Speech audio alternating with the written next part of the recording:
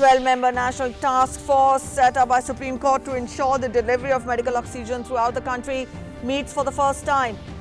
Comments the work done by various ministries and departments in augmenting oxygen production capacities, suggests parameters to ensure economy in use of medical oxygen.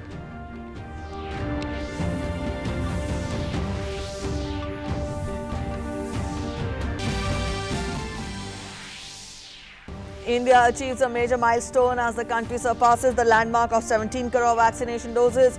Over 20 lakh doses administered to 18-plus age group, with more than 2,40,000 beneficiaries receiving their first dose of COVID vaccine till 8 p.m. yesterday. India reports over 3,66,000 new COVID cases, more than 3,53,000 recoveries, while 3,754 people lose their lives in the past 24 hours. Total number of tests conducted during the previous day stands over 14,74,000. Amid rising COVID cases, strict lockdown to be observed in various states from today. Tamil Nadu and Karnataka enforce a complete statewide lockdown up to May 24th. Rajasthan too is observing a strict lockdown from today up till May 24th. Delhi, Uttar Pradesh and Haryana extend lockdown by one more week.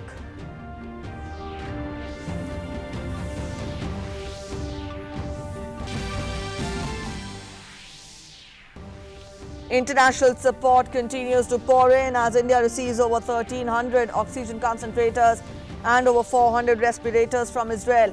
Also, oxygen cylinders and concentrators arrive from Republic of Korea, Singapore and Mauritius to strengthen India's fight against COVID-19. Himanta Biswa to take oath as Assam Chief Minister today. BJP leader would be sworn in as the next Chief Minister of Assam after being unanimously elected in the BJP legislature party meeting.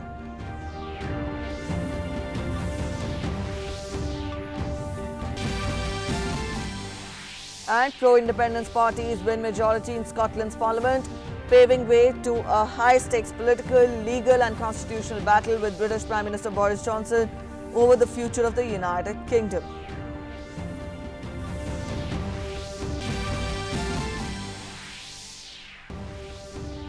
In sports, Lewis Hamilton beats Max Verstappen in a thrilling duel to win the Spanish Grand Prix. His third Grand Prix win of the season equals Michael Schumacher's mark of 6 victories at the Spanish Grand Prix. Good morning, you're watching DD India and I'm Preeti presenting this edition of the news. This hour, our top story first.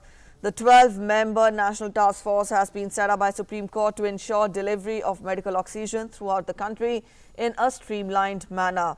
The top medical experts in this task force will ensure effective and transparent allocation of medical oxygen to the states and union territories for saving lives of COVID-19 patients and to facilitate public health response to the pandemic. The first meeting of the task force took place on Sunday. All members of the National Task Force commended the significant amount of work done by various ministries and departments in augmenting oxygen production capacities and also ensuring its efficient distribution.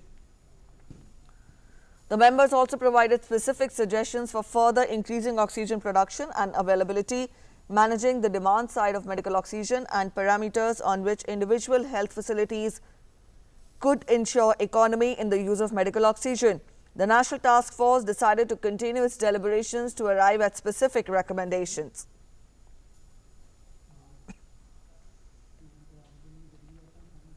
The Indian Air Force aircraft IL-76 airlifted 2 cryogenic oxygen containers from Jakarta, Indonesia and landed at Andhra Pradesh's Visakhapatnam. An IAF C-17 airlifted zeolite, that is respiratory oxygen raw material, from Frankfurt to Mumbai. 2 other C-17s are bringing 2 oxygen generators from France to Hindon Air Base and oxygen concentrators and respirators from Israel to the Hindon Air Base. In India, C-17s airlifted 4 cryogenic oxygen containers from Pune to Jamnagar, 7 from Gwalior and Bhopal to Ranchi, and 2 from Hindon to Ranchi. Other C-17s are bringing 4 cryogenic oxygen containers from Vijayawada to Bhubaneswar, 6 from Chandigarh to Ranchi, 2 from Agra to Jamnagar, 2 from Hindon to Bhubaneswar, 6 from Hyderabad to Bhubaneswar and 2 from Jodhpur to Jamnagar. As India battles the second surge of COVID-19, various countries are coming forward to extend a helping hand in its fight. In this series, Israel has sent medical aid and equipment that arrived at Hindon Air Base on Sunday night.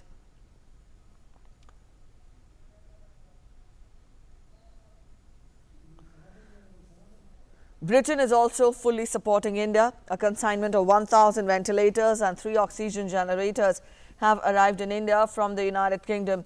Each oxygen generator has the capacity to produce 500 litres of oxygen in 1 minute.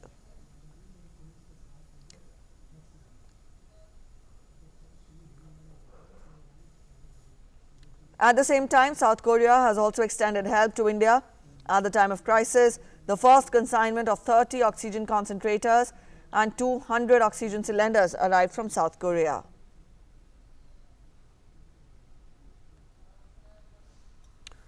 Also, aircrafts of SpiceJet Airlines reached Mumbai from Beijing, Nanjing, Wuhan and Hong Kong with 9,600 oxygen concentrators.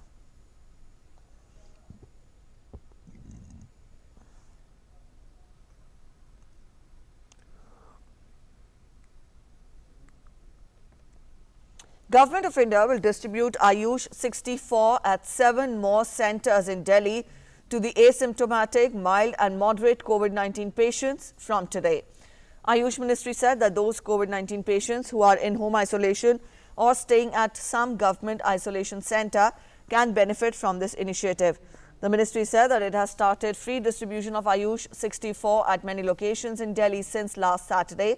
The 7 centres where Ayush 64 will be available are All India Institute of Ayurveda at Sarita Vihar, Morarji Desai National Institute of Yoga at Ashoka Road, Regional Research Institute of Unani Medicine at Jamia Nagar in Okhla, Unani Medical Centre at Safdarjung Hospital, Unani Speciality Clinic at Dr. M.A. Ansari Health Centre in Jamia Millia Islamia, Central Ayurveda Research Institute at Punjabi Bagh and Central Council for Research in Yoga and Naturopathy at Janakpuri.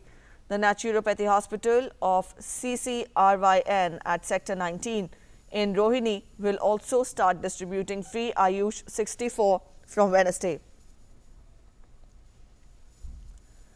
Patients or their representatives can visit these centres with hard or soft copies of patient's RT-PCR positive report and Aadhaar card to get a free pack of Ayush 64 tablets.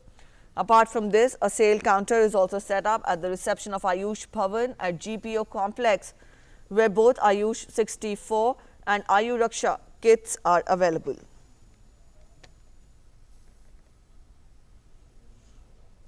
Nearly 18 crore vaccine doses have been provided to states and union territories free of cost by the Government of India. So far, more than 1 crore doses are still available with states and union territories to be administered. Over 9 lakh doses in addition will be received by states and union territories in the next 3 days. Global aid comprising of oxygen concentrators, cylinders, generation plants and more than 3 lakh remdesivir vials received and expedited to states and union territories in their fight against COVID-19. India's cumulative vaccination coverage achieves landmark of 17 crore doses. India is the fastest country globally to administer 17 crore vaccine doses.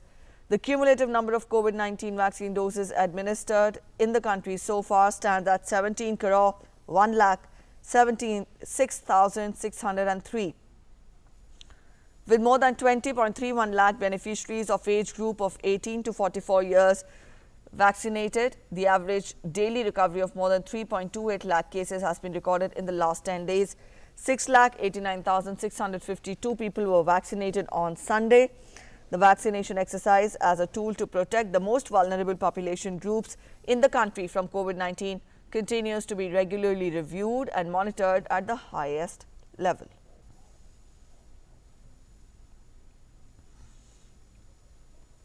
Meanwhile, India's battle against COVID-19 continues.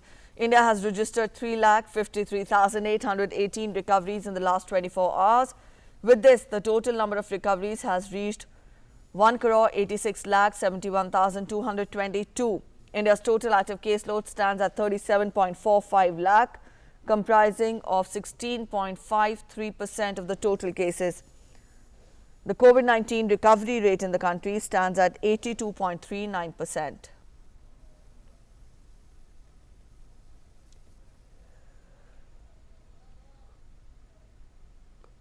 India continues to scale up its testing strategy as well. As per the data released by Indian Council of Medical Research, India conducted a total of 14,74,606 COVID-19 cases. With this, India's total number of COVID-19 testing has reached 30 crore 37 lakh 50,077.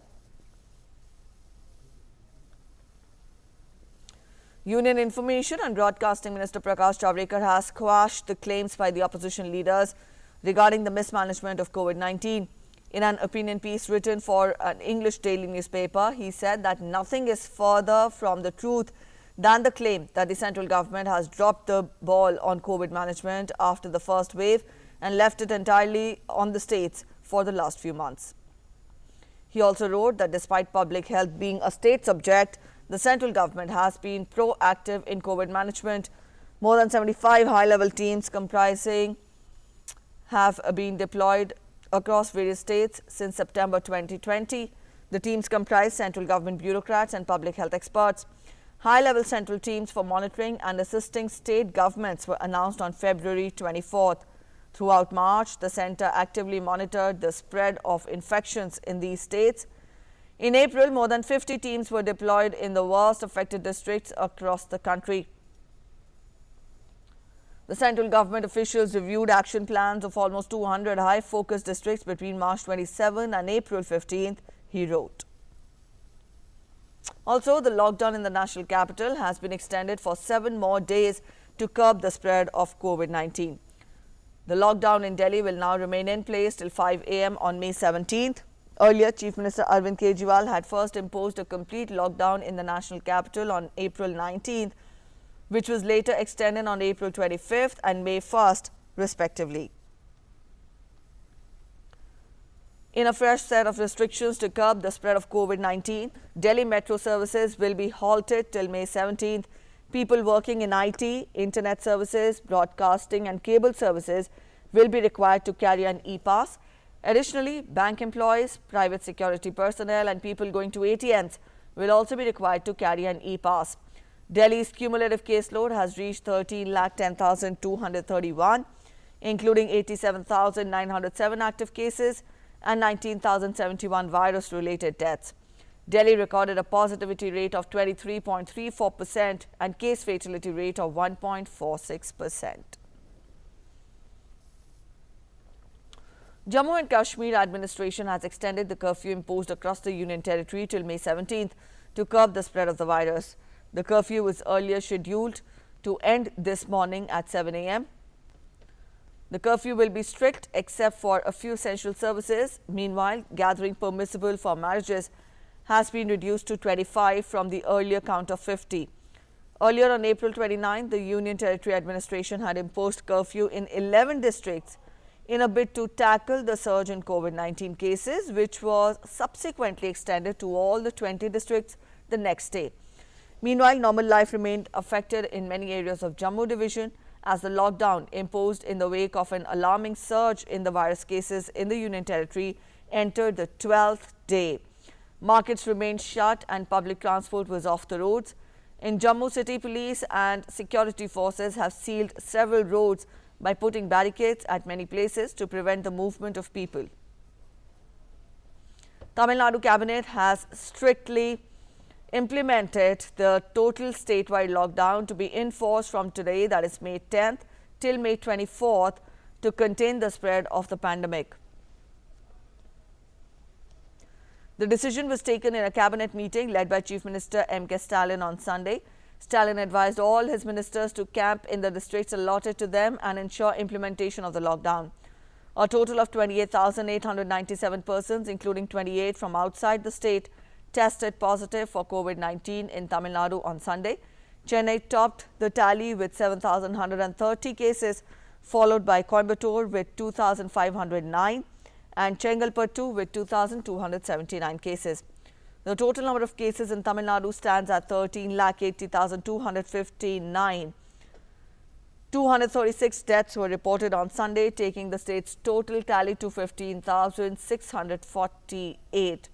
Total number of recoveries in the state stands at 12,20,064.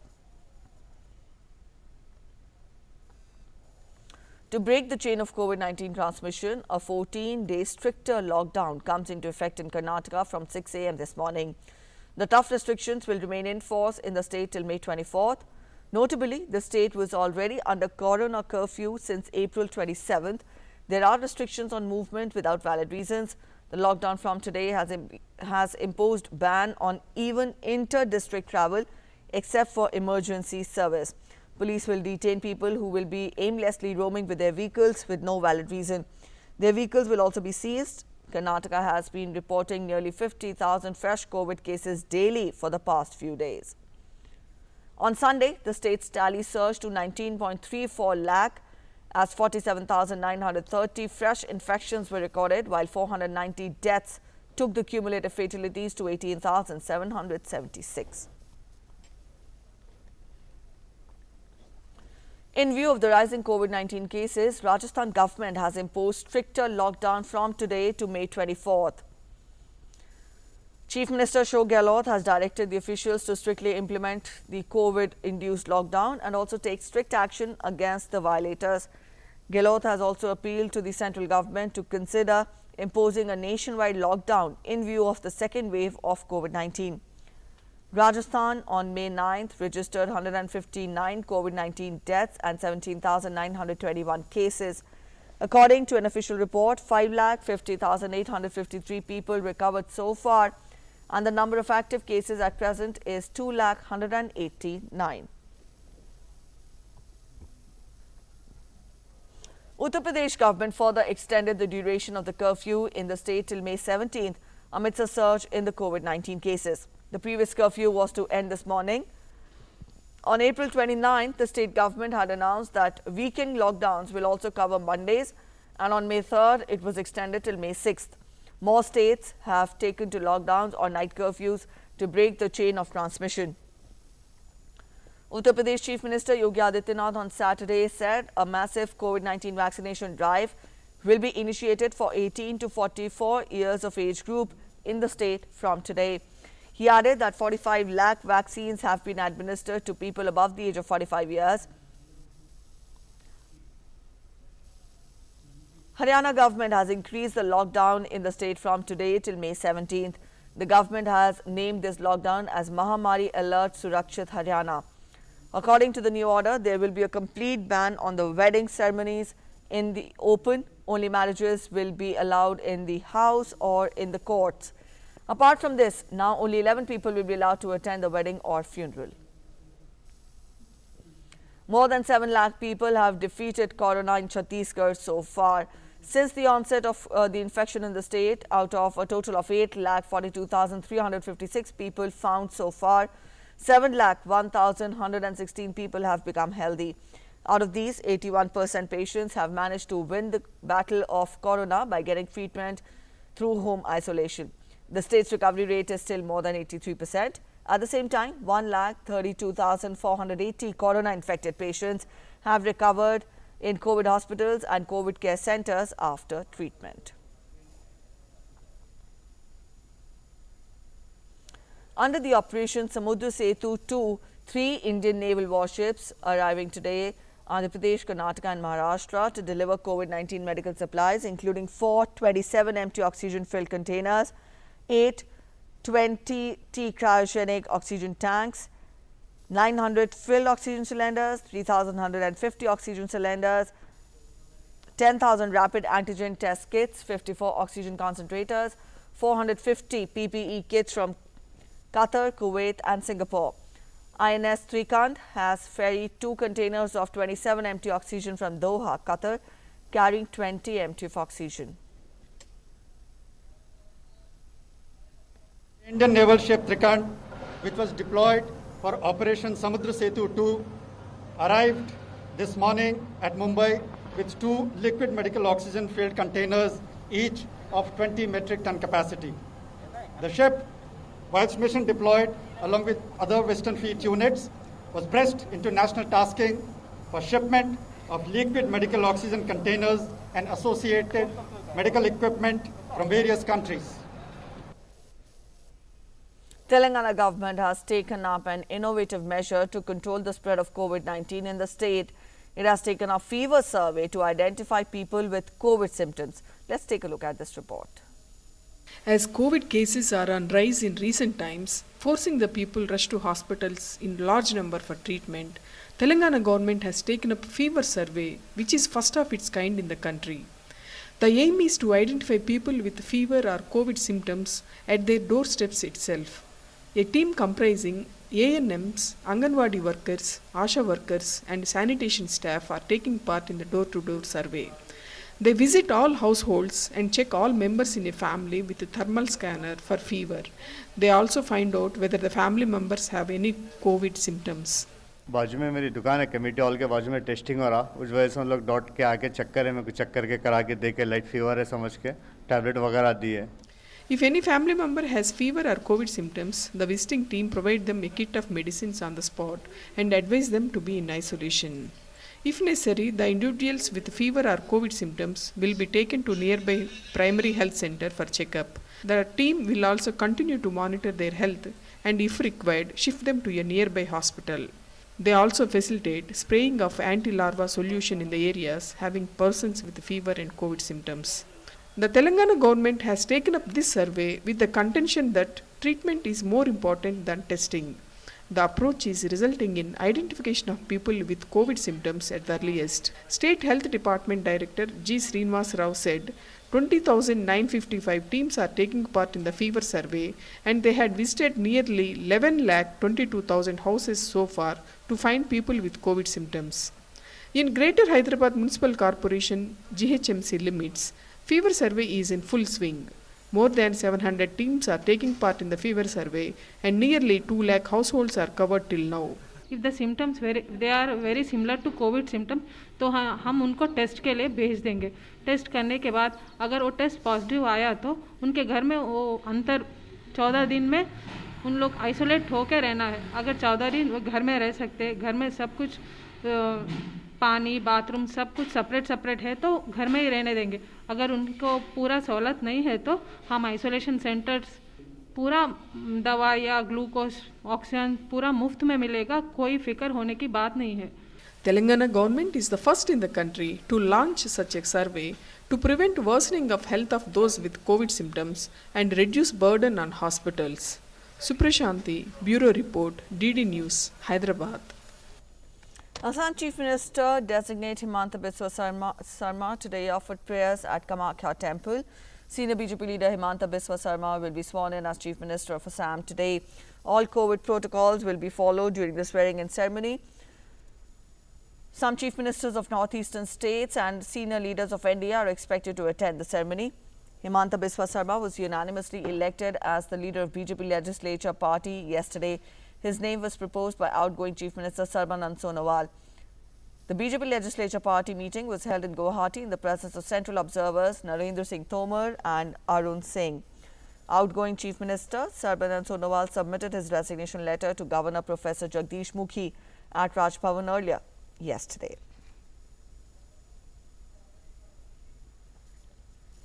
In West Bengal, 43 Trinamool Congress MLAs today were inducted into the Council of Ministers at Raj Bhavan in Kolkata. 24 MLAs were inducted as cabinet ministers, 19 members sworn in as ministers of state. Many new faces were seen in the Council of Ministers, including first-time MLAs like cricketer Manoj Tiwari, retired IPS Humayun Kabir and actress Birbaha Hansda.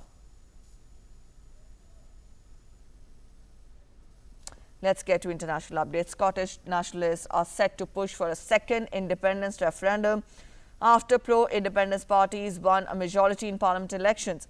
First Minister Nicola Sturgeon's Scottish National Party fell one seat short of an overall majority in the elections to the 129-seat Holyrood Parliament. However, with the support of the pro-independence Greens with 8 seats, there is a renewed parliamentary majority for a second referendum on Scotland separating from the rest of the UK. Meanwhile, UK Prime Minister Boris Johnson has called a COVID recovery summit to bring together leaders of the devolved Scottish and Welsh governments. Johnson earlier said that another independence referendum in Scotland would be irresponsible and reckless as Britain emerges from the pandemic. He said that the issue was settled in the 2014 referendum. However, supporters of another referendum say that the situation has changed fundamentally, particularly due to Brexit. A quick look at the global figures on COVID-19. As per the statistical data, the virus has so far infected more than 15 crore 89 lakh 53,000 people worldwide, while over 13 crore 64 lakh 79,000 people have recovered from it. The number of lives lost due to COVID-19 globally stands above 33 lakh 6,000. The US continues to remain the hardest hit country from the disease, with the number of cases crossing 3 crore 34 lakh 76,000. The country's fatalities from COVID-19 are more than 5 lakh 95,000.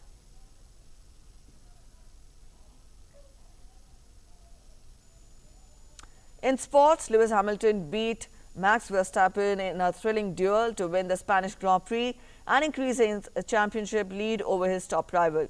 Verstappen's Red Bull edged Hamilton to the first curve to snatch the early lead, but Mercedes' use of 2 pit stops to give Hamilton fresher tyres down the final stretch paid off and allowed him to overtake the Dutchman with 6 laps remaining.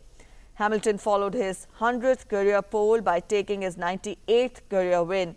He also tied Michael Schumacher's mark of 6 victories at the Spanish Grand Prix, including the last 5 in a row. Hamilton increased his lead to 14 points over Verstappen, who grabbed a bonus point for fastest lap. Hamilton's teammate Valtteri Bottas steered his Mercedes to a third-place finish. World number 6 Alexander Zverev recovered from losing the opening set to beat Matteo Berrettini and win his second Madrid Open title. The German came through 6-7, 6-4, 6-3 against Italian world number 10, who had been seeking his maiden ATP Masters title. Zverev had beaten Rafael Nadal and Dominic Thiem on his way to the final. On the other side, Matteo Berrettini saved 1 match point in the third set, but Zverev showed his strength to claim victory. Zverev hit back strongly in the second set, breaking Berrettini in the 9th game to force a decider. The Italian squandered a break point at 2 each in the final set and then proceeded to drop his own serve as Zverev inched closer to victory. The German did not let up, and another break confirmed the win in 2 hours and 40 minutes.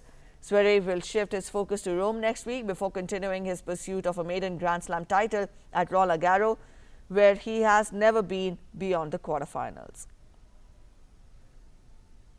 That's it in this edition of the news this hour. Thanks for watching. Namaskar.